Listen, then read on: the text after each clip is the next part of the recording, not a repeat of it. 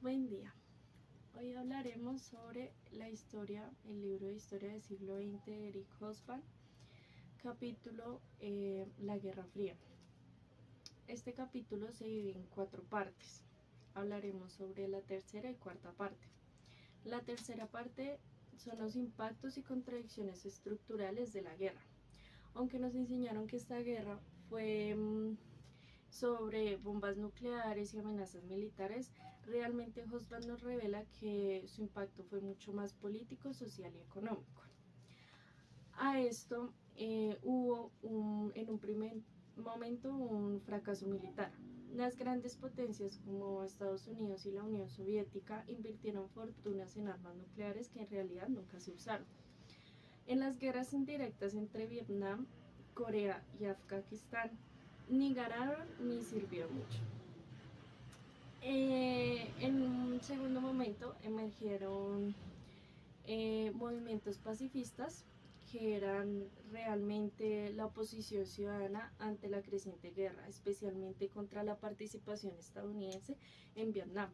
Hubo un rechazo masivo al uso de energía nuclear, incluso fuera del ámbito militar, lo que nos llevó a la polarización política global. ¿Qué pasa? Se polarizó el mundo, o estabas con los comunistas o con los capitalistas. En Europa se excluyó a los comunistas de los gobiernos occidentales y se instauraron regímenes estadounidenses que iban en pro a Estados Unidos o en pro a la Unión Soviética. Se gobernó más por miedo que por un consenso político. Así que hubo una instrumentación muy importante del poder político, que a su vez lo llama un poder más que todo en este sentido económico, por el plan Marshall. Fue más un proyecto político económico que apuntó a Europa Occidental contra la Unión Soviética. Este plan Marshall no fue simplemente un acto de generosidad. Estados Unidos invirtió alrededor de 13.000 millones de dólares en un programa de recuperación europea. George fue un secretario estadounidense que su verdadero objetivo era evitar el avance del comunismo en Europa, ¿sí? Europa estaba devastada tras la Segunda Guerra Mundial, así que el hambre y la pobreza y la miseria eran prácticamente el diario vivir de las personas en ese tiempo. Así que eso cultivó una revolución comunista, que Estados Unidos no intervenía, pero si temía que no entrara, iba a haber muchos países que se volverían prosoviéticos. Y al crear mercados, en este plan crearon mercados con productos estadounidenses que necesitaban más países ricos para comprar sus excedentes industriales y agrícolas, y ayudó a reconstruir una economía, pero más que economía se hizo más que todo para crear nuevos consumidores. Así que la reconstrucción alemana fue vista como esencial para esta estabilidad económica antisoviética, ¿sí?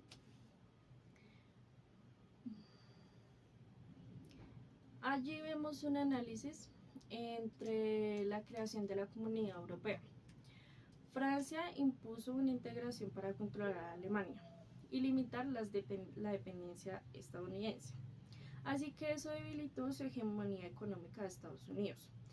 El déficit económico norteamericano y una crisis del dólar en 1971, ¿no?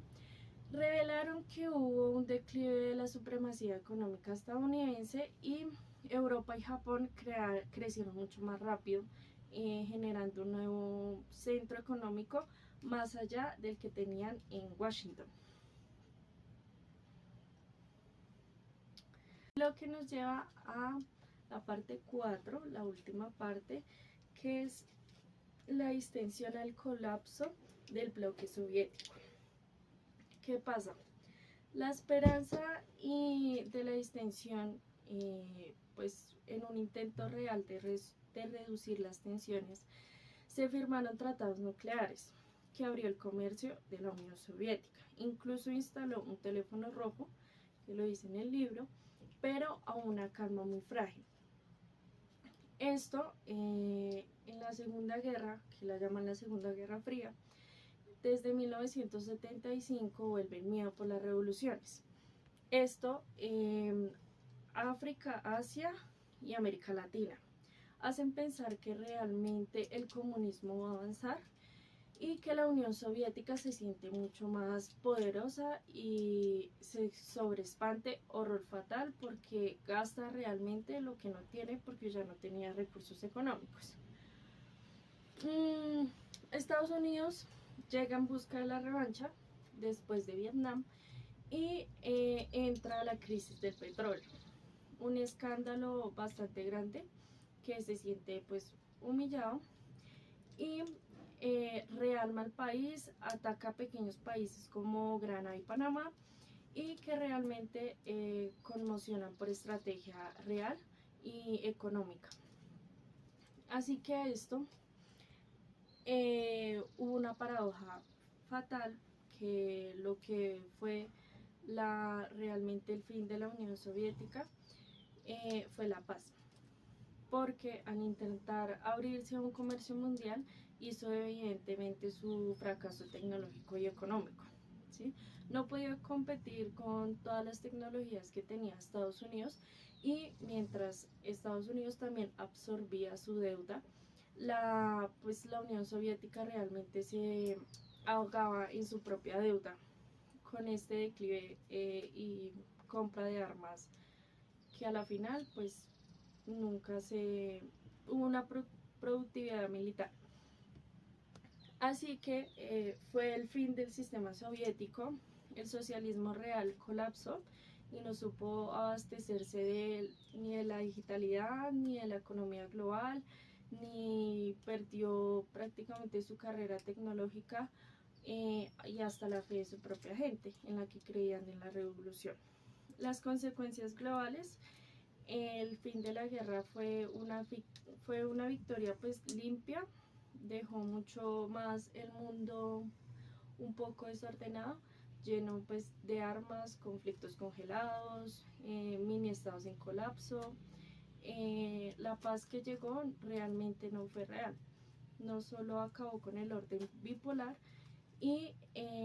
sino que gastó miles de millones de dinero en una guerra que acabó con el orden social y lo volvió mucho más inestable. Hobsbawm nos deja una conclusión bastante interesante, y es que la Guerra Fría no fue un simple duelo militar, sino fue un conflicto ideológico, político, que deformó la guerra, la bloqueó en reformas internas y dejó un mundo lleno de armas, y terminó de destruir al modelo soviético, que era bastante prometedor, pero en realidad no es un mundo mejor, sino un mundo más caótico y confuso. Y ya.